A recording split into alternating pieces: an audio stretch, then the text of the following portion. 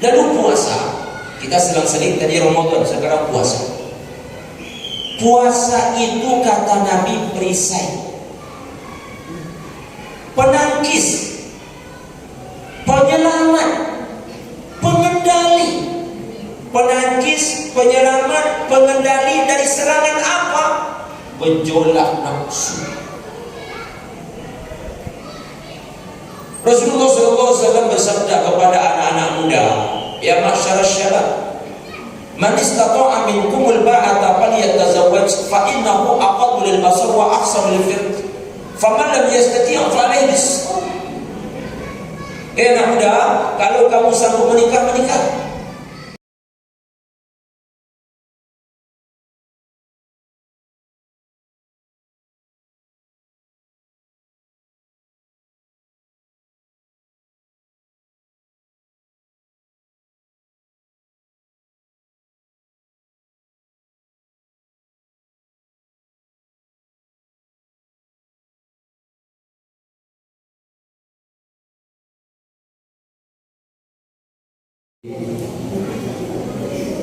Assalamualaikum warahmatullahi wabarakatuh. Alhamdulillah, wassalatu wassalamu ala rasulillah, la hawla wa la quwata illa billah. Asyhadu an la ilaha illallah wahdahu la syarika lah, wa asyhadu anna Muhammadan abduhu wa rasuluh la nabiyya ba'dah. Rabbi shrah li sadri wa yassir li amri wahlul 'uqdatam min lisani yafqahu qawli. Qala Allah Ta'ala fil Qur'anil Karim, a'udzu billahi minasy syaithanir rajim. Ya ayyuhalladzina amanu kutiba alaikumus shiyamu kama kutiba alal ladzina min qablikum la'allakum tattaqun. Yang kita muliakan dan semoga dimuliakan oleh Allah Ta'ala, Bapak Ketua bersama seluruh pengurus Masjid Al-Arafah, yang kita muliakan dan semoga dimuliakan oleh Allah Ta'ala Imam Masjid Al-Arafah, orang tua kami, tokoh masyarakat, bersama seluruh jamaah kaum muslimin, kaum muslimat rahimakumullah. Marilah kita bersyukur kepada Allah Ta'ala, kita ucapkan alhamdulillahirabbil alamin. Sampai malam ini tak putus-putusnya Allah Ta'ala memberikan banyak nikmat untuk kita semua, sehingga tak terhitung jumlah nikmat itu oleh kita. Khusus malam ini nikmat dapat hadir ke tempat paling mulia ini, yaitu di masjid, di majlis termulia, yaitu majlis ilmu. Semoga dengan seringnya kita bertemu di tempat mulia ini, di majlis mulia ini, di akhirat kembali Allah pertemukan kita semua di dalam surganya nanti. Amin ya rabbal alamin. Mari kita berbanyak pula salawat dan salam kita mohonkan kepada Allah Ta'ala, semoga selalu dicurahkan kepada Nabi tercinta Muhammad sallallahu alaihi wasallam. Kita ucapkan Allahumma shalli ala sayyidina Muhammad wa ala ali sayyidina Muhammad. Dengan sering bersolawat, semoga syafaatnya dengan izin Allah Ta'ala kita dapatkan di hari kiamat nanti. Amin ya rabbal alamin. Jemaah tamu-tamu Allah yang saya muliakan, sampailah kita di hari ini, hari Kamis, malam Jumat, tanggal 22 Sya'ban 1443 Hijriah. Jika Allah izinkan, maka 7 atau 8 hari ke depan bertemulah kita dengan bulan suci Ramadan 1443 Hijriah. Allahumma barik lana fi Sya'ban wa ballighna Ramadan. Mohon ya Allah berkati kami di bulan Sya'ban ini, sampaikan umur kami ke bulan suci Ramadan. Jemaah tamu-tamu Allah yang saya muliakan,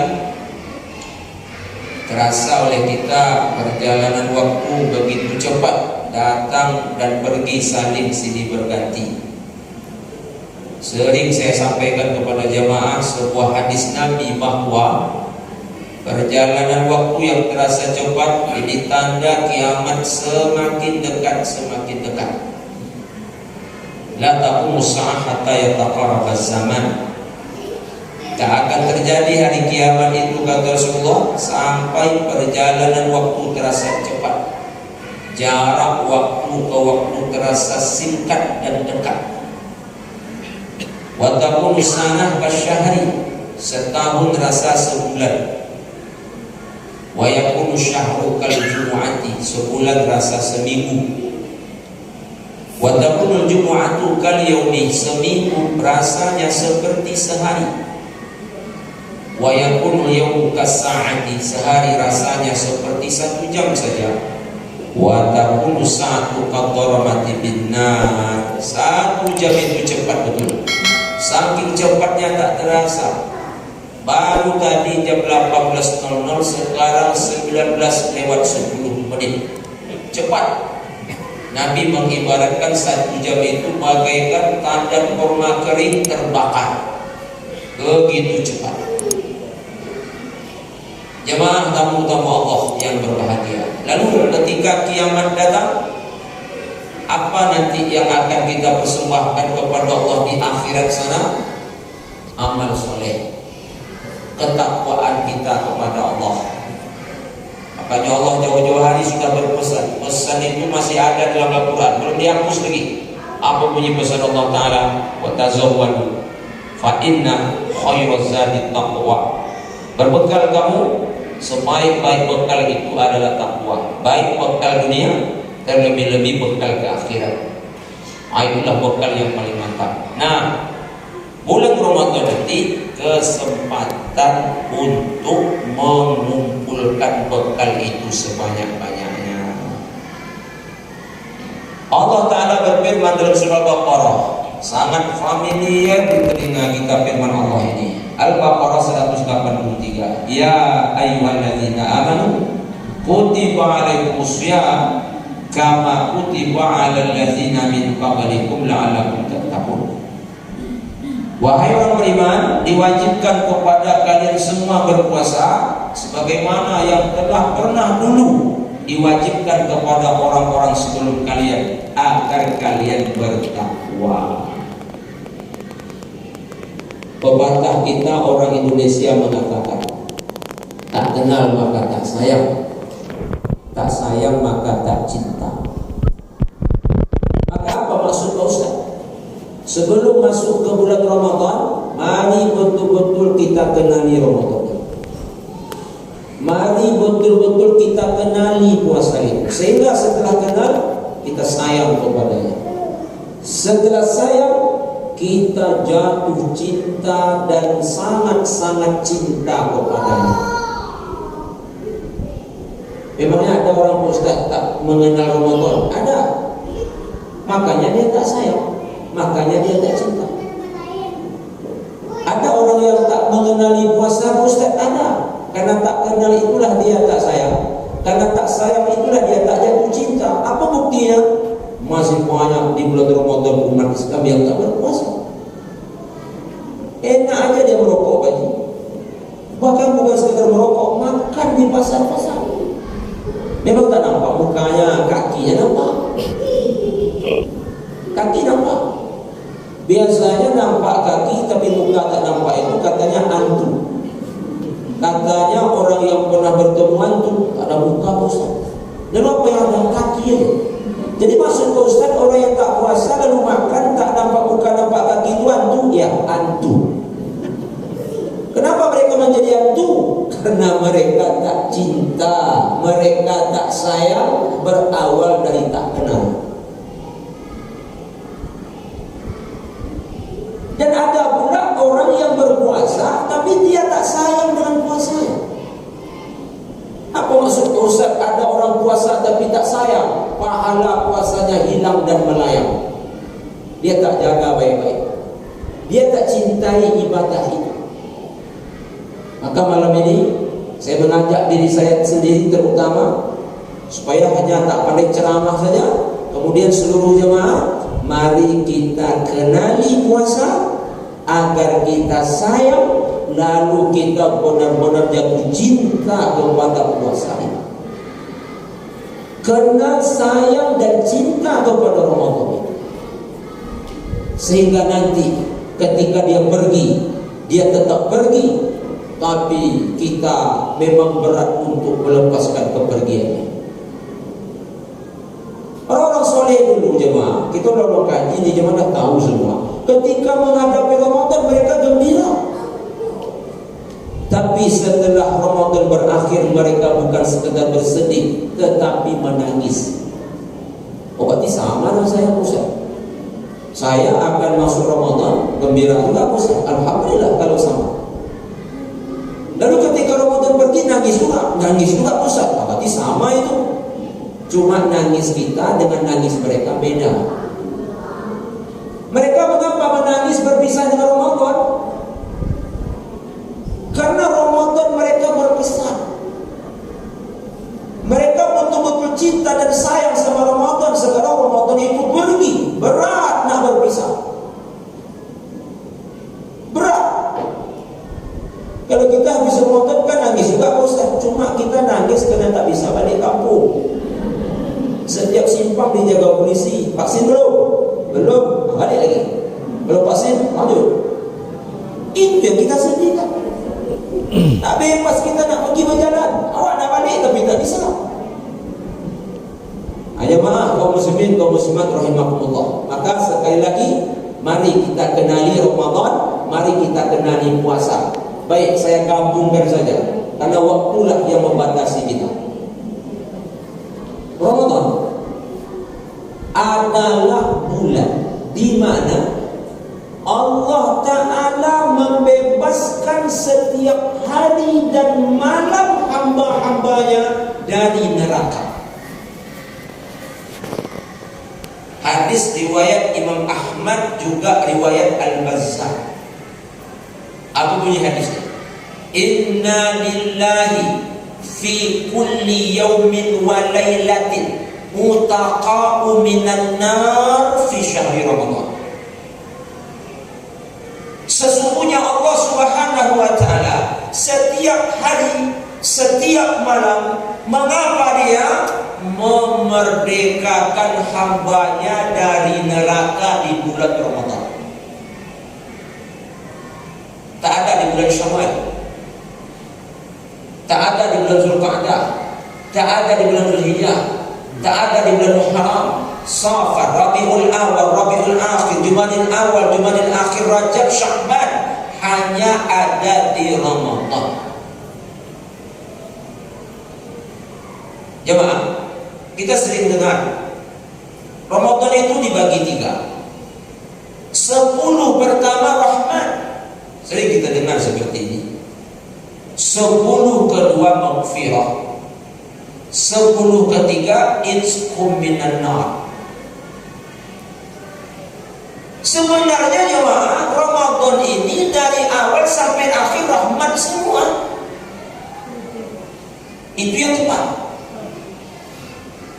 Dari tanggal 1 sampai tanggal 30 itu rahmat semua. Jadi Pak Ustaz tidak hanya 10 hari, tak. Kemudian bulan Ramadan dari tanggal 1 sampai tanggal 30 itu maghfirah semua. Bukan hanya 10 kedua saja Pak Ustaz, bukan. Setiap hari, hari pertama sampai hari terakhir itu maghfirah semua. Kemudian apa lagi yang kita dengar? 10 terakhir itu pembebasan dari api neraka. Tidak, tapi Allah bebaskan dari api neraka setiap hari, setiap malam, dari tanggal 1 sampai tanggal terakhir bulan Ramadan. Itu hadisnya. Ini benar-benar kabar gembira.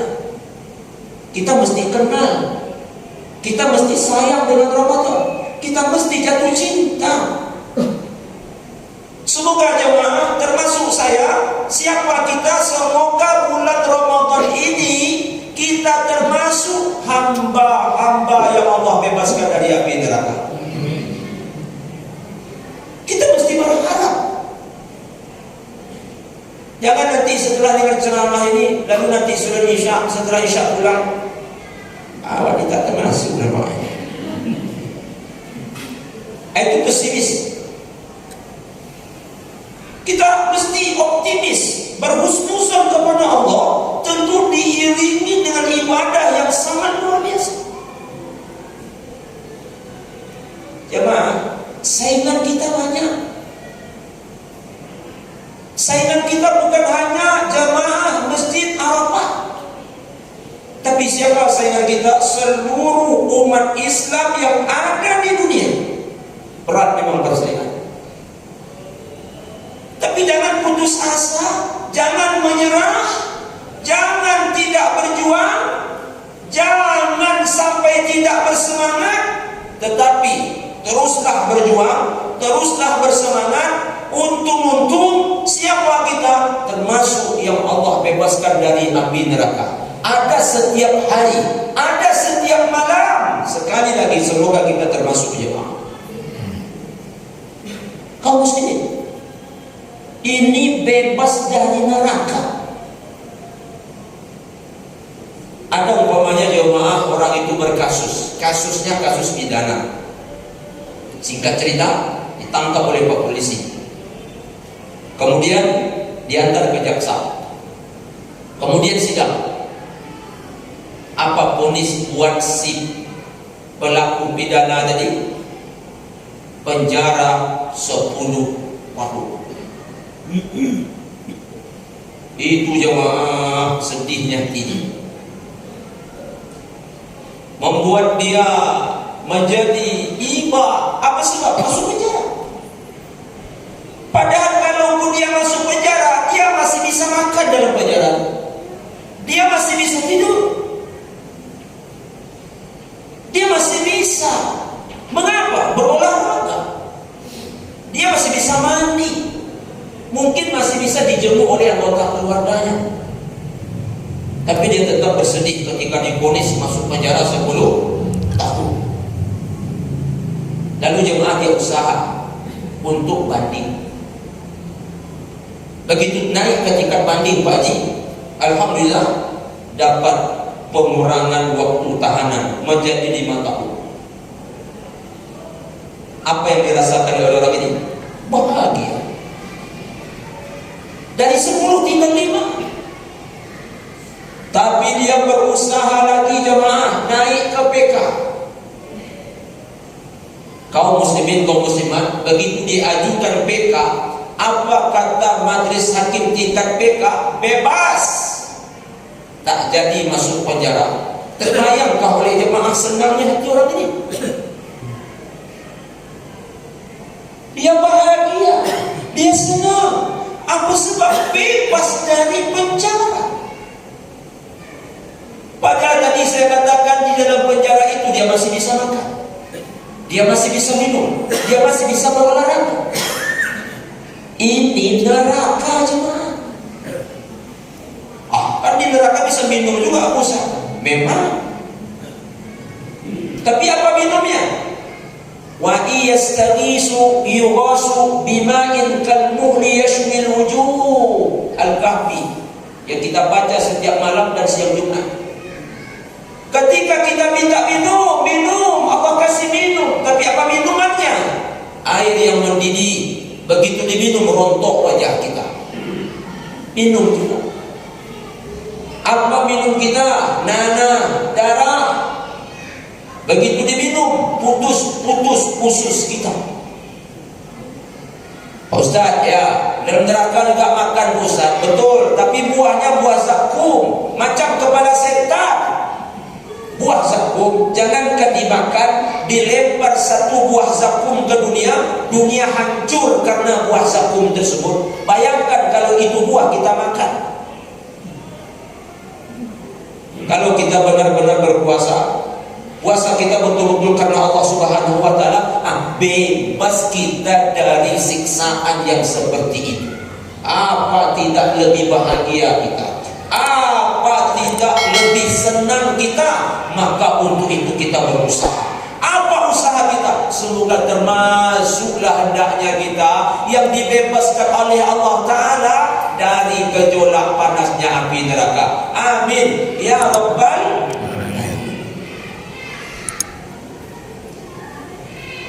Jemaah tamu-tamu Allah yang saya muliakan. Lalu puasa, kita selang-seling tadi Ramadan, sekarang puasa. Puasa itu kata Nabi perisai, penangkis, penyelamat, pengendali. Penangkis, penyelamat, pengendali dari serangan apa? Gejolak nafsu. Rasulullah SAW bersabda kepada anak-anak muda, ya masyarakat syabab, man istata'a minkumul ba'ata falyatazawwaj fa innahu aqaddu lil basar wa ahsanu lil firj. Faman lam yastati' fa alayhi bis-sawm. Anak muda, kalau kamu sanggup menikah, menikah. Karena dengan menikah itu bisa menahan pandanganmu. Dengan menikah itu bisa menekan gejolak nafsumu, sehingga terpelihara kehormatan dirimu, terpelihara kemaluanmu. Tapi kalau kamu tak sanggup menikah, puasa. Artinya dengan puasa tadi pandangan juga bisa ditahan. Dengan puasa tadi kehormatan dan kemaluan kita, nafsu kita bisa dikendalikan.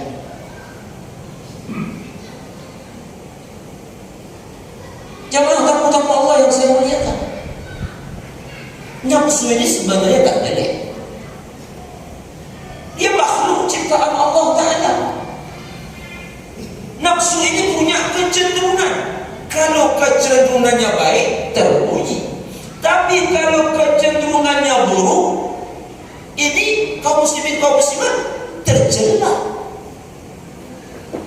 Tercela. Kalau baik terpuji, kalau buruk tercela.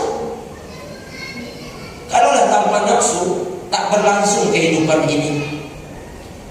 Bayangkan orang tak menikah, macam mana nak melahirkan keturunan? Pupuslah kehidupan. Terbayang tak kalau kita tak ada nafsu makan, tak ada nafsu nak tidur, rusak kita jadinya. Tapi kalau diperturutkan berlebih-lebih, rusak juga. Ditahan rusak, berlebih-lebih, lebih rusak lagi. Untuk itu dikendalikan. Cara mengendalikannya puasa. Ada seorang ulama namanya Abu Lais As-Samarkandi, menulis kitab berjudul Tanbihul Ghafilin. Tapi kata ulama lain, ini lemah. Terserahlah, lemah atau tidak, wallahu a'lam, saya tak tahu. Karena tak sampai ilmu saya ke situ. Dulu ketika Allah menciptakan hawa nafsu, nafsu ini makhluk ciptaan Allah. Allah Ta'ala bertanya kepada nafsu, nafsu, siapa aku, siapa engkau? Nafsu jawab, engkau, aku, aku. Itulah tabiat nafsu. Nafsu itu suka melawan. Karena nafsu membangkang, melawan, Allah hukum. Apa hukumannya? Ditempatkan dia ke tempat yang panas, sepanas-panasnya.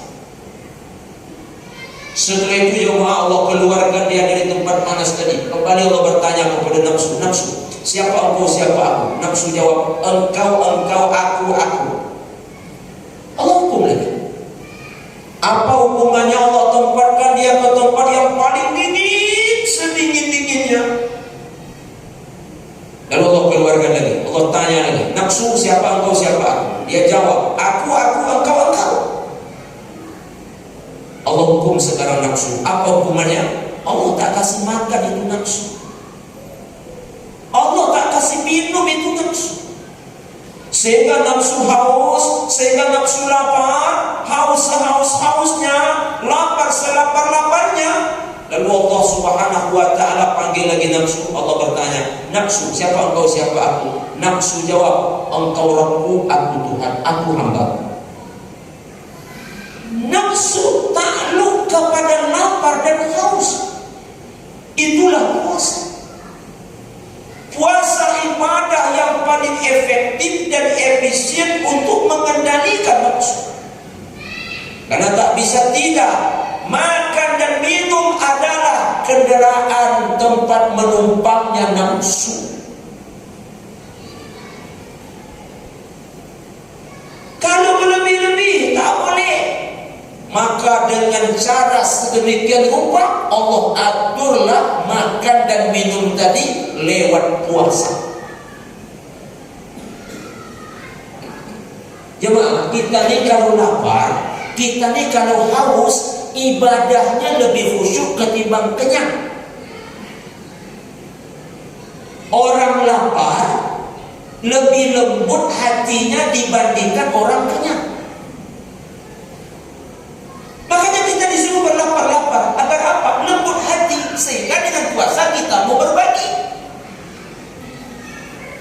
Kapan kita nak berbagi, jemaah, kalau kita tak pernah merasakan lapar?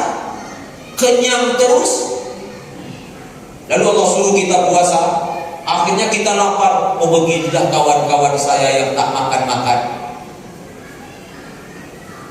Sehingga lembut hati orang berpuasa. Sehingga orang berpuasa khusyuk ibadahnya. Tapi orang kalau kenyang terus, jemaah, bawaannya keras. Orang kalau kenyang terus, bawaannya beribadah tak akan khusyuk. Dan orang kalau kenyang terus, bawaannya ketawa terus. Banyak ketawa mematikan hati. Pernah tak jemaah nengok orang kenyang sedih? Pernah? Tak pernah. Orang kenyang ketawa. Justru itu yang terjadi. Pernahkah jemaah menengok orang lapar ketawa? Tak ada. Orang lapar bahagia? Tak ada. Jadi lapar dan haus itu ada hubungannya dengan suasana hati. Terkendali nafsu. Dan ingat, jalan ke surga itu terhalang oleh nafsu. Jalan ke neraka itu dipermulus juga oleh nafsu. Makanya aku kata Rasulullah, hadis sahih riwayat Imam Al-Bukhari, huffatil jannah bil makari wa huffatin nar bis syahawat. Apa kata Rasulullah? Jalan ke surga itu dikelilingi oleh segala sesuatu yang tak disenangi nafsu. Jalan ke neraka diliputi oleh segala sesuatu yang disenangi oleh hawa nafsu.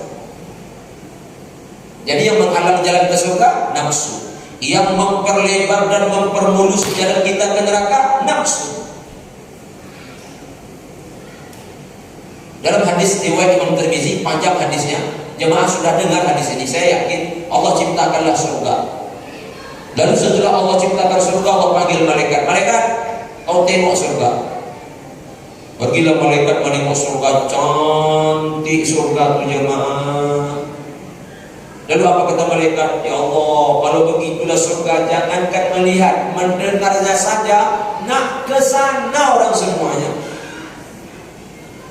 Lalu Allah liputi surga dengan amalan-amalan. Amalan ini nafsu tak suka, karena kecenderungan nafsu membangkang tadi. Apa jemaah? Salat malam, nafsu tak suka nih. Salat duha, nafsu tak suka. Baca Quran, nafsu tak suka. Zikir, nafsu tak suka. Puasa, nafsu tak suka. Jihad, nafsu tak suka. Lalu apa kata Allah? Malaikat mau tengok surga. Begitu malaikat tengok surga, dikelilingi oleh segala sesuatu yang tak disukai nafsu. Apa kata malaikat? Ya Allah, bakal takkan banyak orang masuk surga, ya Allah. Bakal akan banyak. Karena jalan ke sana itu nafsu tak suka. Jemaah saudaraku rahimahullah, Allah ciptakan neraka, Allah panggil malaikat. Malaikat, saya ya Allah, kau tengok neraka. Ditengok oleh malaikat neraka. Begitu ditengok, mengerikan. Apa kata malaikat? Ya Allah, kalau begitu neraka, jangankan melihat, mendengar cerita neraka saja tak bakal akan seorang pun yang ingin masuk ke dalamnya.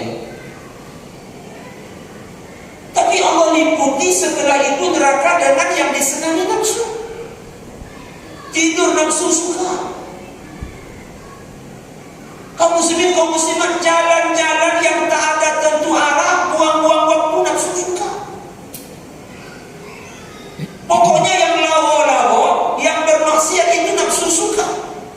Lalu malaikat pergi lagi menengok. Setelah itu apa kata malaikat? Kalau begitu ya Allah, neraka sepertinya bakal akan ke sana orang semuanya. Maka kaum muslimin, kaum muslimat, dengan ibadah puasa kita akan bisa mengendalikan diri kita, akan bisa mengendalikan hawa nafsu kita, sehingga insya Allah nanti berubahlah menjadi nafsul mutmainnah.